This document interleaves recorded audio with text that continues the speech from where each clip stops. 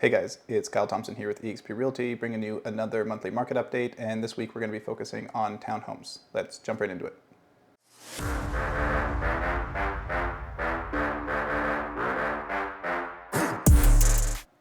All right, so at a glance, we had 53 new listings, 24 new sales. The average list price was $558,029. The average sale price was $541,121.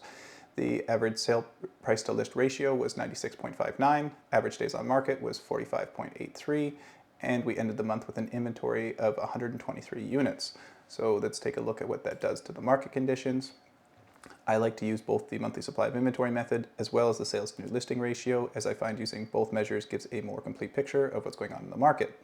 With that said, using the monthly supply of inventory method, we came in at 5.22, which puts us right in the middle of a neutral market. If we use the sales to new listing ratio instead, we come in at 45%. Now let's jump over and take a look at the active inventory last month. In September, we had 53 new listings, which was up from 51 in August. Sales were also up month over month, rising from 21 up to 24, and expireds rose all the way from 9 up to 17. The benchmark price for a townhome fell $3,500 from $528,800 down to $525,300. Now let's take a look at the end of month inventory.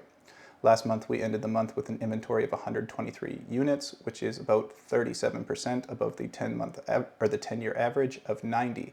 And this is the highest amount of inventory this time of year, going back to 2015. If we take a look at new listings instead, we see that so far year to date, there's been 440 new townhome listings, which is about 11% above the 10-year average of 397. This is the highest amount of new listings year to date, going back to 2017. And if we take a look at sales, we see that so far year to date, there has only been 225 townhome sales, which is 19% below the 10-year average of 277. This is the fewest amount of townhomes sold year to date over the last decade. Now let's jump over and take a look at the sales dashboard, starting off with the average sale price. This table is measuring year over year changes, so a full year over a full year. And when looked at that way, prices are actually up almost 5% in aggregate, with most areas of town being up on the year, with the exception of Sun Peaks, Dufferin, Batch, and Westside. And Westmont as well. Now let's take a look at the sales to list price ratio. So all this is a measure of how much properties are selling below the list price, and it's a good proxy for how much negotiating room you have when you are the buyer. With that said, in September, the sale to list price ratio dropped, 1.26%, which is a pretty notable drop, coming in at 96.59, which means that there is more negotiating room on average when you are the buyer. Now let's move on to sales by sub area. Once again, this table is full year over full year, and in aggregate, we're up about 3.28%, rising from 274 up to 283. Which areas are up and which ones are down is a bit of a mixed bag, so if you would like to take a closer look, feel free to pause the video. I'm going to move on to average days on market, starting off with the 10-year. So far, year to date, it's taken an average of 47 days for townhomes to sell, which is about 2% below the 10-year average of 48.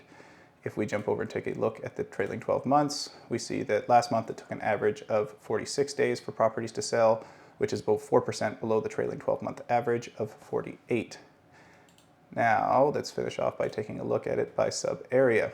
Again, this is full year over a full year, and when looked at that way, in aggregate, it's essentially flat, with the fastest areas of town selling being Paul Lake, North Kamloops, Juniper, and Westside, all with an average days on market of 40 or less, whereas the areas taking the longest to sell are Sun Peaks and Batch, with an average days on market of 64 and 93 respectively. So to sum things up, townhomes continue to have a pretty rough year.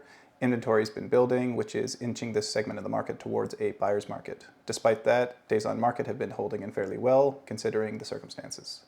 That's all we have for today. I really hope that you guys are continuing to get value out of these market updates. If you are, consider liking and subscribing to my YouTube channel. And as always, if there's anything you feel like wasn't explained thoroughly enough, or maybe you wanted to add it to these market updates, please feel free to leave your comments or suggestions in the comment section below, and I'll get to them as soon as I'm able. Thanks for watching.